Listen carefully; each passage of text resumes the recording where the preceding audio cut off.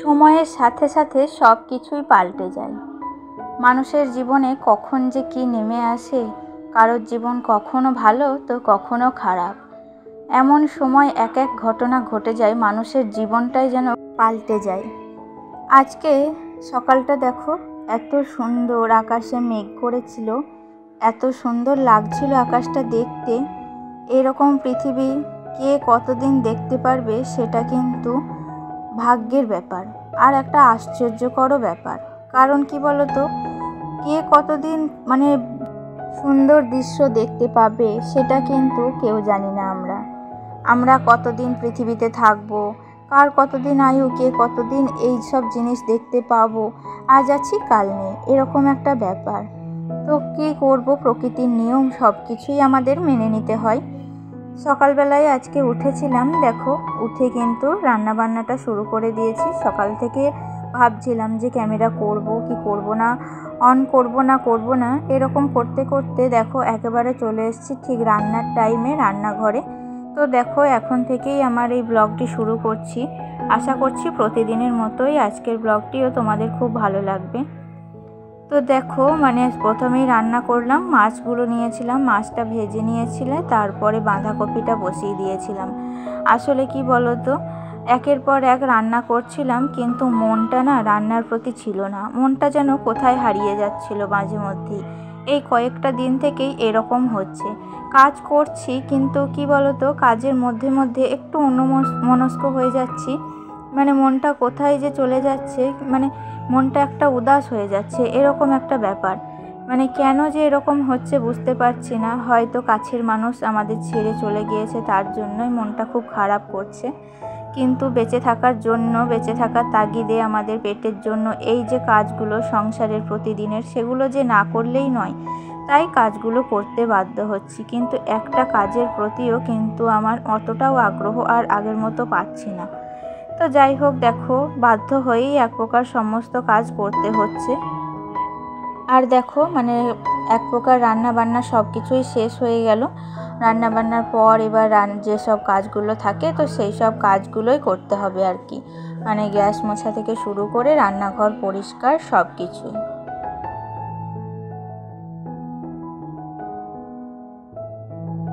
আমাদের শিক্ষার কোনো শেষ নেই। যেমন এই ছোট ছোট আঘাত থেকে আমরা কিন্তু অনেক কিছু শিখতে পারি, ঠিক তেমনই এই সব আঘাত থেকে অনেক গভীর জ্ঞানও কিন্তু আমাদের সঞ্চয় হয়। তো যাই হোক, দেখো সংসারের কাজে আবার লেগে পড়েছি। রান্নাবান্না প্রায় শেষ, আর এখন কিন্তু ঘর দুয়ারটা একটু ভালো করে পরিষ্কার করে নিচ্ছি আর কি। আসলে কি বলতো, এমনিতেই তো বর্ষাকাল, আর এই রান্নাঘরটা এতটাই স্যাঁতস্যাঁত করে যে একটু যদি নেতা দিয়ে চেপে না মুছি তাহলে কিন্তু স্লিপ কেটে পড়ে যাওয়ার জোগাড় আর কি।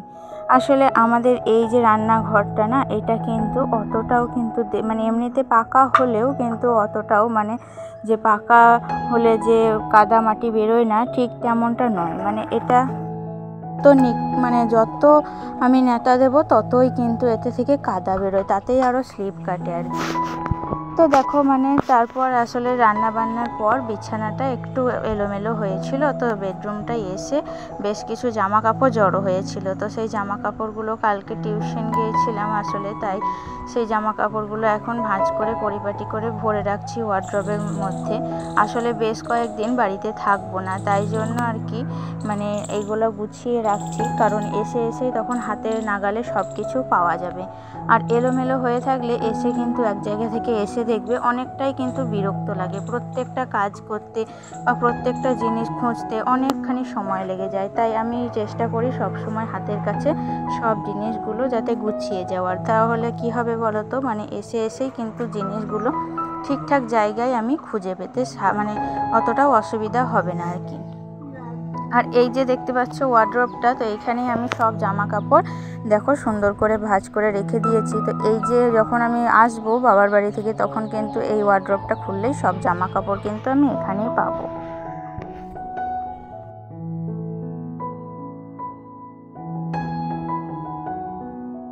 আর তারপরেই আমি স্নান সেরে নিয়েছি। স্নান সেরে দেখো চুলটা ভালো করে আঁচড়ে নিয়েছি। তো আঁচড়ে নিয়ে চুলটাকে ভালো করে টাইট করে বেঁধে নেবো আর কি। আর খাওয়া দাওয়া দুপুরের করে নিয়েছি, কারণ কি বলো তো, দুপুরে খাওয়া দাওয়া করে একটু রেস্ট নিয়েছিলাম। এমনিতেও মন ভালো নেই, তার উপরে কোনো কাজ করতে তেমন একটা ভালো লাগছিল না, তাই যেগুলো কাজ না করলেই নয় সেই কাজগুলো করা আর খাওয়া দাওয়া এরকম একটা ভাব আর কি। তো যাই হোক দেখো চুলটা টাইট করে বেঁধে নিয়ে বেশ কিছু জামা কাপড় ছিল ছাদের উপরে। 2 দিন থেকে এত রোদ করছে ছাদে যে কি বলবো, গাছপালা পুরো শুকিয়ে মরে যাওয়ার জোগাড়।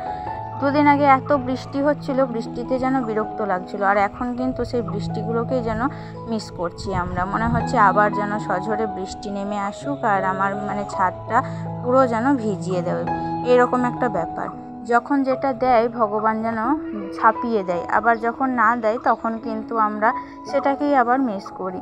তো জানি না ভগবানের এরকম কেন নিয়ম। তো যাই হোক, কি করব, ওদের নিয়ম ওরাই থাক, কিন্তু আমি আমার মতো কাজটা চালিয়ে যাই। আমি আমার গাছগুলোকে বাঁচানোর চেষ্টা করব। তো যাই হোক দেখো, এখন জামা কাপড়গুলো পরিপাটি করে ভাঁজ করে নিচ্ছি। আর এখান থেকে দেখো ছাদের সিনটা, আকাশ কিন্তু পুরো একেবারে নীল হয়ে আছে, আর তার পাশেই সবুজ গাছপালা, দেখতে কিন্তু বেশ সুন্দর লাগছে। আর তারপরে গাছপালায় একটু জল দিয়ে এসে এই যে জামা কাপড়গুলো ভাঁজ করেছিলাম একটু আলনাটা গুছিয়ে রাখছি আর কি। কোথাও যাওয়ার আগে দেখবে সব কিছু যদি পরিপাটি করে তুমি গুছিয়ে দিয়ে যাও, তাহলে কিন্তু এসে দেখতেও ভালো লাগে। এক জায়গা থেকে এসে কিন্তু রিল্যাক্স লাগে, অনেকটা ফ্রি মাইন্ডে তোমার মনে হয় কাজ করতে। আর এলোমেলো হয়ে থাকলে কোনো কাজেই কিন্তু তখন আর এনার্জি লাগে না, মনে হয় কোনটা আগে করব কোন কাজটা পরে করব, এরকম একটা ব্যাপার। তো দেখো সব আলনাটা পুরোটা কিন্তু খুব সুন্দর করে আমি এখানে গুছিয়ে নিয়েছি। আর কি বলো তো, কালকে তো আমরা সকালবেলাতেই রওনা দেব, তাই আজকের ভিডিওটাতে আমি ভয়েস দিচ্ছি, কিন্তু ভিডিওটি আপলোড হতে একটু দেরি হবে।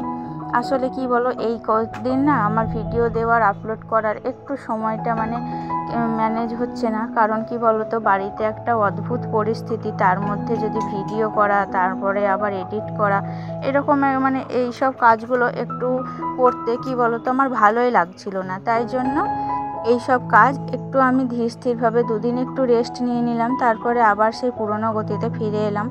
সময় তো কারোর জন্য থেমে থাকে না, সময়কে সব কিছু মানিয়ে নেয়, সব কিছু ভুলিয়ে দেয় সময়। তাই সময়ের ওপরেই সব কিছু ছেড়ে দিয়ে আমি কিন্তু আমার পুরনো গতিতে আবার কিন্তু আরম্ভ করে দিলাম আমার সংসারের সব কাজ।